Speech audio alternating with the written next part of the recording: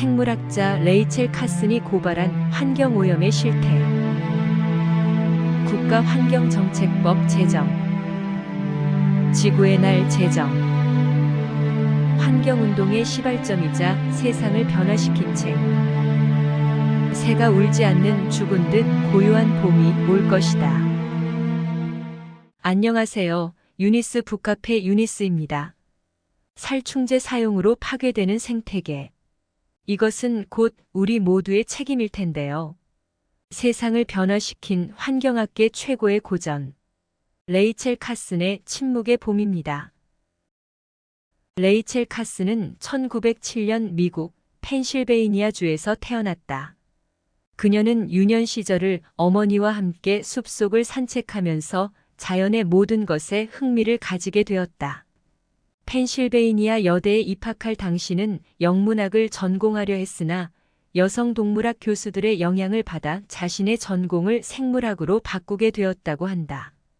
이후 어업국에 일을 하며 현지 조사를 위해 직접 다이빙 기구를 가지고 물속에 뛰어들거나 해변과 갯벌의 채집 조사를 통해 그녀는 바다에 대한 모든 것을 대중들에게 알리고 싶어 했고, 글을 쓰며 작가가 되겠다는 꿈을 펴내기 시작한다. 미국 정부가 출판을 막은 책? 침묵의 봄은 원래 잡지 뉴요커에 연재가 되었던 글이다. 연재 시절부터 미국 농무부의 정책을 강하게 비판하였고, 카슨의 비판에 분노한 농무부 관료들은 출판을 막으려 대통령에게 편지를 쓸 정도였다고 한다. 책이 출간되면 국민들의 반발을 우려한 정부 제약회사 전문가들. 이들은 개인이 상대하기엔 너무나도 거대한 집단이었다. 심지어 책에 대한 안티 마케팅으로 25만 달러, 약 3억 원을 지출했다고 한다. 하지만 많은 사람들의 방해 공작에도 불구하고 책은 불티나게 팔렸다. 환경 문제에 화두를 던진 책. 1960년대에 우리나라는 환경의 중요성을 인식한 지 얼마 안 되었고 공장 연기를 보며 산업화를 자축했다. 지금은 어린 시절부터 환경 보호의 중요성에 대해 교육한다. 불과 한 세대 만에 이룬 환경에 대한 인식의 전환이다. 우리나라는 환경 호르몬 규제 기준이 높은 편이다. 그러나 화학물질을 어떻게 써야 안전한지에 대한 의식은 부족하다. 이 책에서 대표적으로 언급한 화학약품인 DDT. DDT는 곤충의 신경계를 마비시키는 살충제로 현재는 국내를 포함한 대부분의 국가에선 사용, 판매가 금지되었다. 침묵의 봄은 살충제가 인간에게도 영향을 준다고 최초로 경고한 책으로 역사적 의미를 갖고 있다. 카슨이 살던 시대보다 현재 우리는 더 많은 화학물질 속에 살고 있다. 이 책은 화학물질에 대한 경각심을 일깨워준 것뿐 아니라 지구의 생명체들은 서로 유기적 관계이며 생태계의 사슬이 이어져 있다는 혁명적인 주장을 강조하였다. 미국에서 발생한 미스터리한 죽음. 미국 전역에서 동물들의 죽음이 발견된다. 서지도 못하고 바닥에 누워있는 새 한 마리가 마비된 듯 몸을 가누지 못하고 바들바들 떨고 있다. 숨을 제대로 쉬지 못하며 죽어가고 있는 것은 새뿐만이 아니었다. 죽음에 이른 얼룩 다람쥐의 모습은 몸을 웅크린 채 앞발로 가슴을 잡고 있었다. 머리와 목은 축 늘어졌고 입에는 더러운 흙이 들어있는 거로 보아 불쌍한 다람쥐는 죽어가면서 땅을 물어뜯기라도 한 듯 몸부림쳤음을 알려준다. 동물들을 연쇄적으로 죽인 살해범은 대체 누구인가? 살해범은 조류, 설치류, 심지어는 우리 인간까지 위협하고 있었다. 봄이 찾아오지 않는 마을. 새들의 노랫소리가 들리는 계절, 봄. 하지만 새들은 울음소리를 내더니 심지어는 그 울음소리마저 사라졌다. 대체 왜 새들은 울지 않게 되었나? 유명 과학지 사이언스에 따르면 새들은 북미에서만 반세기 사이 30억 마리가 급감했다고 한다. 1970년 이후 30억 개의 북미 조류가 사라졌다. 지난 50여 년 동안 사라진 개체 수만 무려 32억 마리이며 앞으로도 가속화될 예정이라고 한다. 이유는 환경오염과 지구온난화, 살충제 때문이다. 벌레가 인간에게는 해충이지만 다른 동물들한테는 먹이이므로 그 먹이가 감소함에 따라 굶어 죽는 것이다. 이것은 인간의 편의를 위해 간과한 현실이다. 어린 시절의 추억 알고 보니 공포? 어린 시절에 방역차를 쫓아다녔던 기억이 있을 것이다. 방역차 가스가 살균 효과가 있다고 생각했기 때문인데 그 물질의 성분을 알면 쉽게 할 수 없는 행동이었다. 당시 사용된 물질들은 사이퍼메트린, 페니트로티온, 델타메트린, 에토펜프록스 등으로 모두 살충제 종류이다.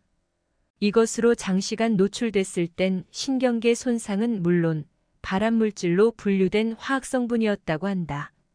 인간의 무지가 불러온 비극. 시작은 살충이었지만 끝은 살상이 돼버린 현실. 결국 인간의 무지가 부메랑으로 돌아온 것이다. 죽음의 비술 살충제. 과거에 사용했던 대표적인 살충제로 농약이 있다. 1874년 독일 화학자에 의해 처음 합성된 DDT. 이것이 살충제로서의 효능이 발견된 것은 1939년이었다. 발견자인 스위스의 파울 헤르만 밀러는 노벨상을 받았다. 2차 세계대전 중 전쟁포로 군인, 피난민들의 몸에는 이가 드글거리고 있었다. 이것은 DDT 한 방에 싹 사라졌고 전염까지 해결한 DDT의 강력함을 볼 수 있다. 1950년대 6.25 전쟁 당시에는 이 DDT가 널리 사용되었다. 어린아이를 세워놓고 온몸에 DDT를 뿌려댔다. 그런데 이 만병통치약이 우리를 배신한다.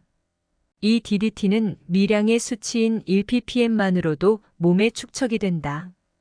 1ppm은 1리터의 100만 분의 1이다. 우리 눈으로 제대로 보이지도 않는 아주 미량인 것이다. 7ppm 정도의 화학물질이 들어있는 건초를 여물로 먹은 소에서 짜낸 우유에는 3ppm 정도의 DDT가 들어있다. 하지만 이 우유를 농축해서 만든 버터에서는 65ppm으로 그 수치가 올라간다. DDT 축적은 아주 적은 양부터 시작해 상당 수준에 도달할 때까지 계속된다. 체내에 저장된 지방이 생물학적 증폭기 구실을 하기 때문에 극소량이라 해도 인체 내에서 큰 변화를 일으킨다. DDT가 체내에 축적되면 신장, 갑상선, 생식기까지 침투한다고 한다. 체내 축적 결과 신경계 손상은 물론 심지어 암으로도 발전 가능한 것이다. 독소는 몸속에 잠복해 있다가 몇 개월 또는 몇 년 후에야 문제를 일으키기 때문에 그 원인을 추적하기는 힘들다. 적절한 치료가 필요하다는 사실을 깨닫기도 전에 아무런 증상 없이 갑작스럽게 사망할 수도 있다는 것이다.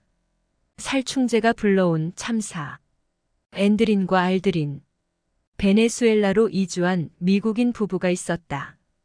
그들은 한 살배기 아이와 강아지가 있었다. 이사를 한 집에 바퀴벌레가 있어서 그들은 벌레 박멸을 하기 위해 앤드린 성분의 살충제를 구매했다. 아기와 강아지를 피신시킨 후 살충제를 뿌렸다. 바닥 청소와 환기까지 하고 한나절이 지나 아이와 강아지를 데려왔다. 갑자기 시작된 강아지의 구토 증세. 살충제를 뿌렸을 뿐인데 급기야 강아지는 사망하고 말았다. 그날 밤 10시경 아기도 토하기 시작하더니 발작을 일으키고 의식을 잃었다.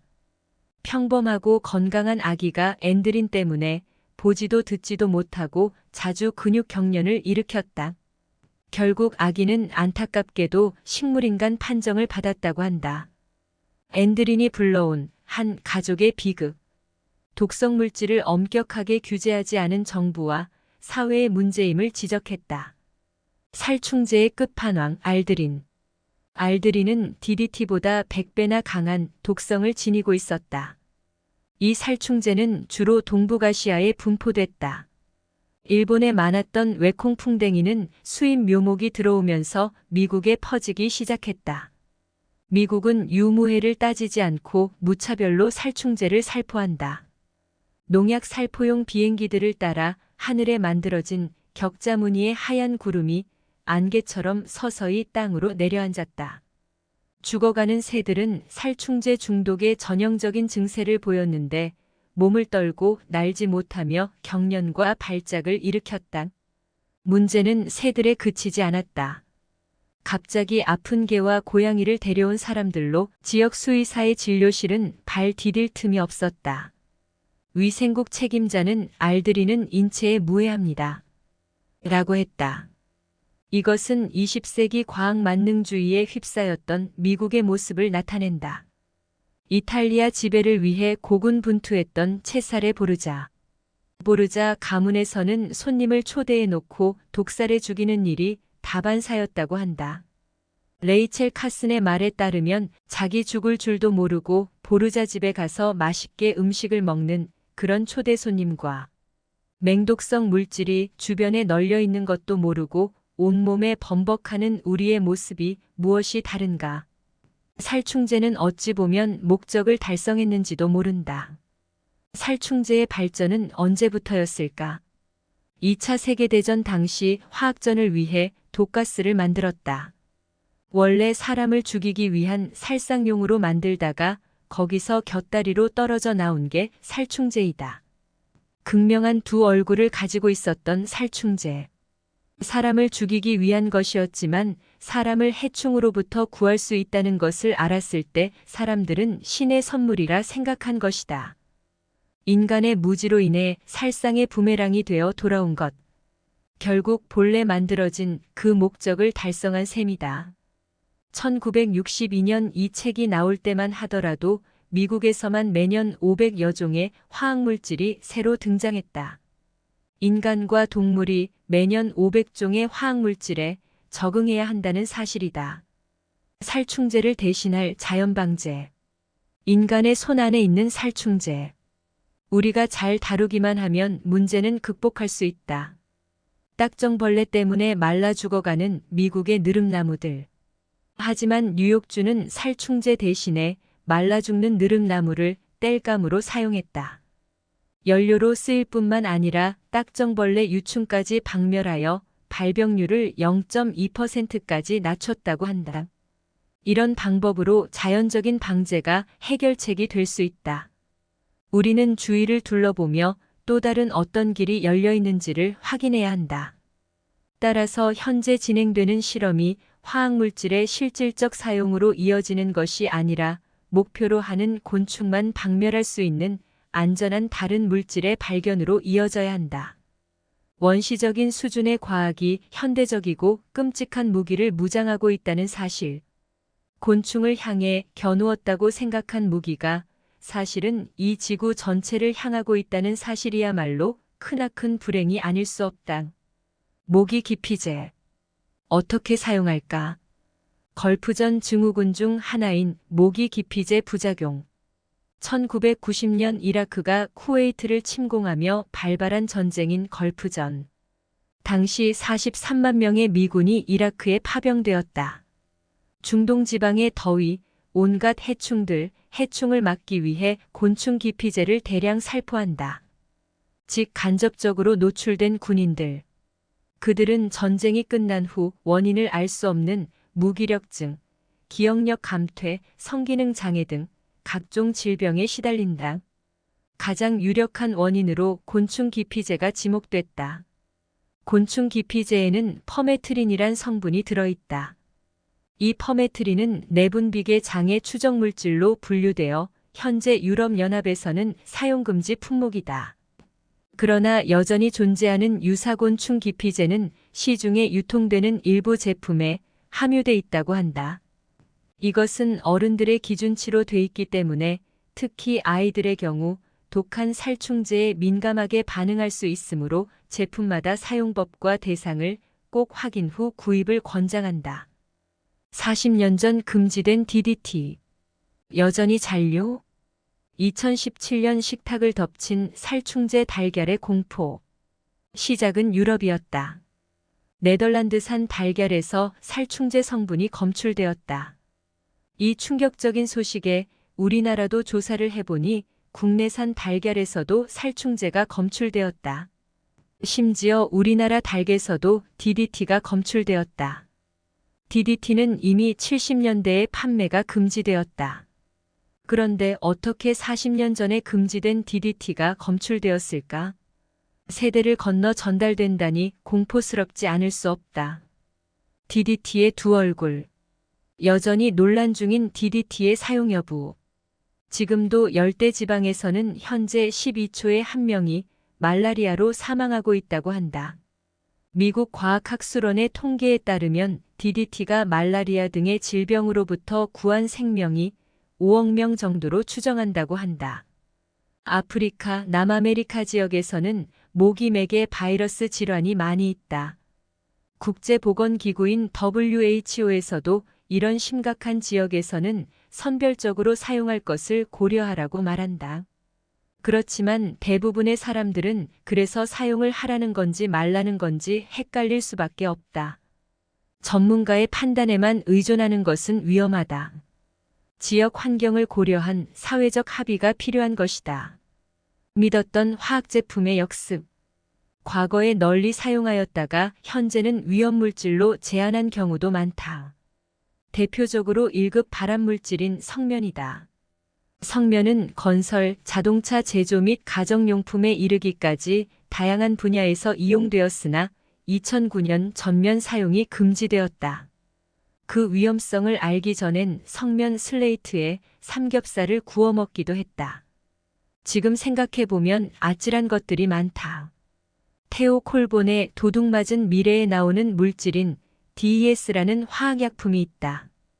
DES, 디에틸스틸베스트롤은 1938년부터 1971년 미국에서 유산 방지제로 사용된 합성 호르몬 약품이다. 미국에서 산부인과 의사들이 임산부들한테 유산이나 조산 방지를 위해 권했던 약으로 거의 30년가량 처방되었다고 한다. 그러나 시간이 흐른 후 실제로 유산 방지 효과가 떨어지고 DES 복용 후 태어난 아이들에게 생식기 기형과 불임이 유발됐다고 한다. 역학조사 결과 DES의 부작용으로 판명된 것이다. 이 약품은 1971년 이후 임산부에게 처방이 금지되었다. 대표적 환경호르몬 비스페놀 A. 이건 역시 뒤늦게 위험성이 알려진 환경호르몬이다. 내분비계 교란물질. 즉 환경호르몬은 호르몬을 분비하는 내분비계에 혼란을 주어 정상적인 대사 기능을 방해하는 유해물질을 말한다. 환경호르몬은 도처에 있다. 투명하고 가볍고 딱딱한 플라스틱에 많이 사용하는데 주로 젖병을 볼 수 있다. 비스페놀 A가 함유된 젖병에 뜨거운 물을 넣고 스팀기로 살균까지 하며 수차례 재사용하다 보면 뿌옇게 변한 젖병을 볼 수 있다. 자세히 보면 금도 가 있다.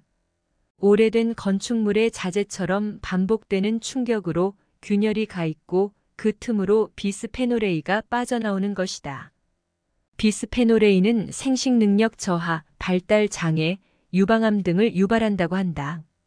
그 외에도 대형 생수통, 플라스틱 물컵 등이 있다. 생활 속 숨어있는 환경호르몬. 영수증도 환경호르몬에 논란이 있다. 비스페놀 A 코팅된 종이에 열을 가해 글씨를 새기는 영수증. 이 성분은 피부로 만질 때 더 위험하다고 한다. 섭취 시에는 시간이 경과하면 대부분 배출된다. 그러나 피부 접촉 시에는 피부 바로 밑에 피하 조직에 있는 지방세포인 피하지방이 있는데 이 피하지방은 대다수의 환경호르몬과 친하다고 한다. 그러므로 지방세포에 축적되어 잘 녹아나오지 않는다. 중요한 것은 피부를 통한 환경호르몬 흡수를 미연에 방지하는 것이다. 영수증을 많이 소비하는 대형마트나 백화점 등은 환경호르몬 없는 영수증 용지를 찾기 시작했다. 실제로 BPA 프리 영수증 매출이 증가하는 추세이다. 이처럼 우리가 끊임없이 문제를 제기한다면 결국 시장도 바뀐다. 오늘날 사람들을 위협하는 것은 근대적 생활 방식을 수용하면서 인간 스스로 초래한 새로운 형태의 환경오염이다.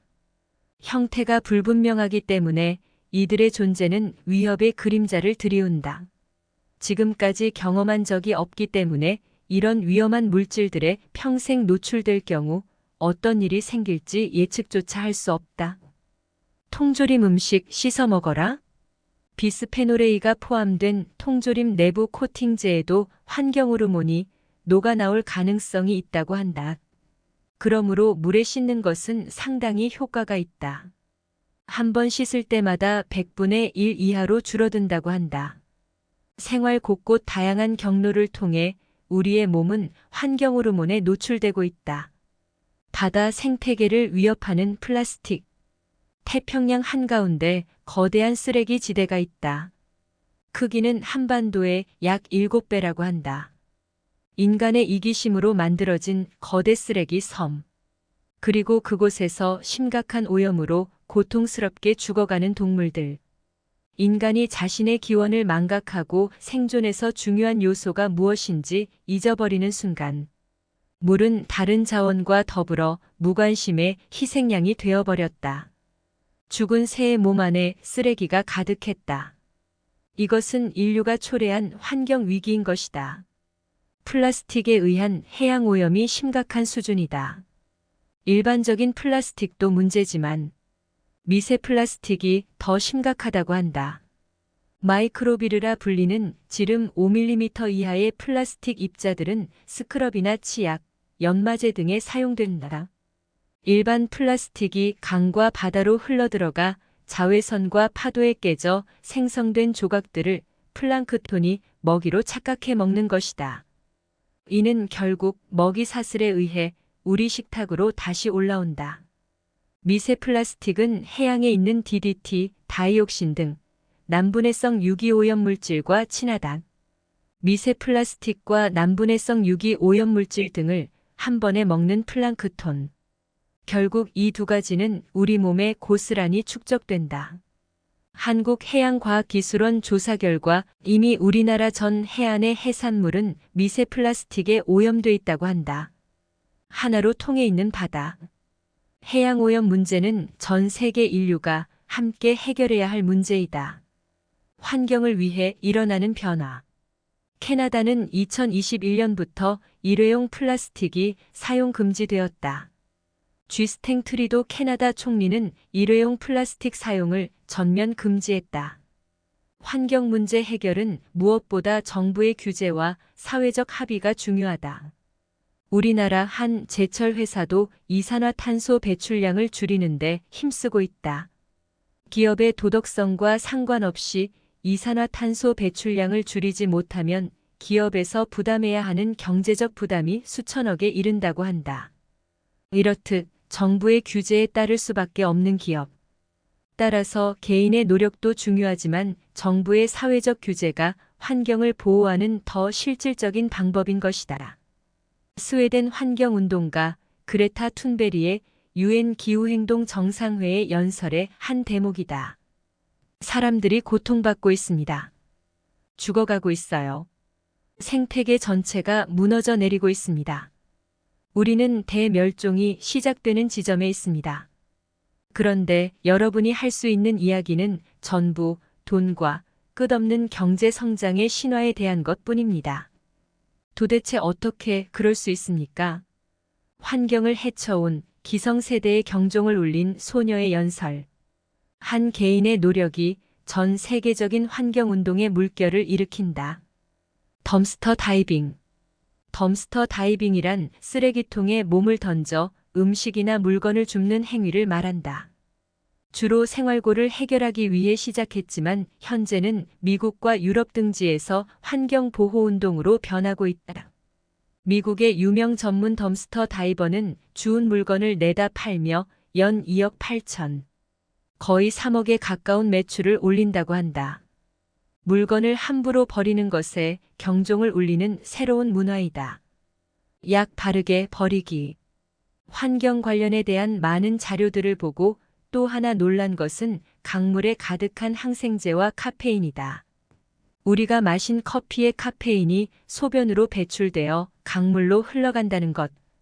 그리고 무심코 버린 남은 약들이 제대로 처리되지 않아 항생제들이 강물로 흘러들어간다는 것이다. 항생제는 내성이 강한 슈퍼박테리아를 키운다. 이는 인류의 대재앙을 초래할 수 있는 일이다. 우리에게 달린 지구의 미래. 호주에서 발생한 대형 산불은 지구를 붉게 물들이고 있는 사상 최악의 대재앙이었다. 몇 달째 이어지고 있는 대형 산불로 수많은 동물들이 고통을 받았다. 그 피해 면적은 한반도의 85%라고 한다. 10억 마리 이상의 야생동물들이 목숨을 잃었고 호주 대표 동물인 코알라도 멸종 위기종 분류 위기가 되고 있다. 산불 원인은 자연 발화로 기후의 변화 때문이다. 대재앙은 언제 어디서 나타날지 모른다. 더욱더 환경에 대한 경각심을 가져야 할 때이다. 미래에서 바라볼 오늘의 모습이 끔찍한 폭력의 시대가 될 것인지 위기를 극복한 건강한 시대가 될 것인지는 현재를 살아가는 우리에게 달려 있다. 침묵의 봄은 1962년 레이첼 카슨이 1차 세계대전 이후 미국에서 살포된 살충제나 제초제로 사용된 유독물질이 생태계에 미치는 영향을 분석하여 쓴 책으로 환경운동이 서양에서 시작하게 되는 계기가 된 책이다. 이 책으로 인하여 1963년 미국의 케네디 대통령은 환경 문제를 다룬 자문위원회를 구성하게 되었고, 이에 1969년 미국 의회는 DDT가 암을 유발할 수도 있다는 증거를 발표하였으며 1972년 미국 EPA, 미 환경부는 DDT의 사용을 금지하게 되었다. 이 책은 레이첼 카슨이 뉴요커라는 잡지에 투고한 내용을 묶어서 책으로 편찬한 것이다. 이 책은 DDT나 BHC 같은 유기염 속의 농약에 대한 생물학적 피해를 설명해 놓은 책으로서 이런 유독물질의 사용을 줄여야 된다고 주장하고 있다. 이 책은 여러 가지 예시들을 통해서 이런 농약들이 우리 인체에 어떤 해를 주느냐, 그리고 자연에는 어떤 영향을 주는가에 대해서 설명해주고 있다. 이 책은 이런 농약들을 전혀 사용하지 않는 것이 아니라 좀 더 자연적인 방법과 자연에 폐를 끼치지 않는 쪽으로 방향을 바꿔야 된다고 주장하고 있다. 60년 전에 쓰여졌고 10,000km 떨어진 미국의 이야기가 단순히 우리에게 얼마나 유익한 건지, 무해한 건지를 한 번쯤은 돌아보았으면 좋겠다. 노래하던 새들은 갑작스럽게 사라졌고 그들이 우리에게 가져다 주던 화려한 생기와 아름다움과 감흥은 우리가 모르는 사이에 너무나도 빨리 사라져버렸다. 지금 우리에게 필요한 것은 겸손이다. 과학적 자만심이 자리 잡을 여지는 어디에도 없다.